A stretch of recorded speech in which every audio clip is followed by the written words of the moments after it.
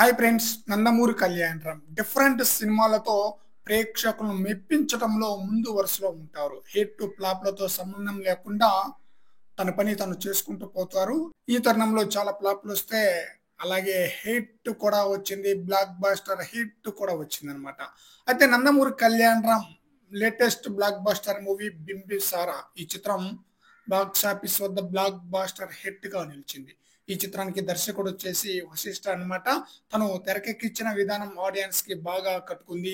ఈ సినిమాలో కళ్యాణ్ రామ్ యొక్క నటన, పెర్ఫార్మన్స్‌కు అభిమానులు ఫిదా అయిపోయారు. ఈ సినిమాకు సీక్వెల్ గూడా ఉంటుందని చెప్పేసి మేకర్స్ గతంలోనే చెప్పేశారన్నమాట.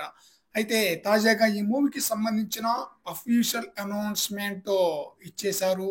'తిగర్తల సామ్రాజ్యాన్ని' పరిపాలించిన బింబిసార కంటే కొన్నేళ్ల ముందు పరిపాలించిన 'చక్రవర్తి' ఇతివృత్తంతో నందమూరి కళ్యాణ్ రామ్ ఈ సినిమాను తీయబోతున్నారట. కళ్యాణ్ రామ్ కెరీర్‌లోనే 22వ సినిమాగా ఈ మూవీ అయితే రాబోతుంది. 'ఎన్‌కేఆర్ 22' అనే వర్కింగ్ టైటిల్‌తో ఒక పోస్టర్‌నైతే రిలీజ్ చేశారన్నమాట.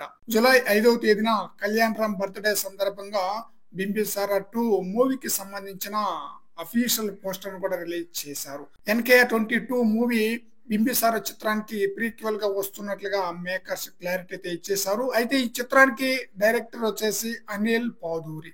'బింబిసార' మూవీకొచ్చేసి వశిష్ఠ డైరెక్షన్ చేయగా, ఇప్పుడు ప్రెజెంట్ వశిష్ఠ ఈ ప్రాజెక్ట్ నుంచి తప్పుకోవడంతో అనిల్ పాదూరి చిత్రానికైతే డైరెక్షన్ చేయబోతున్నారు.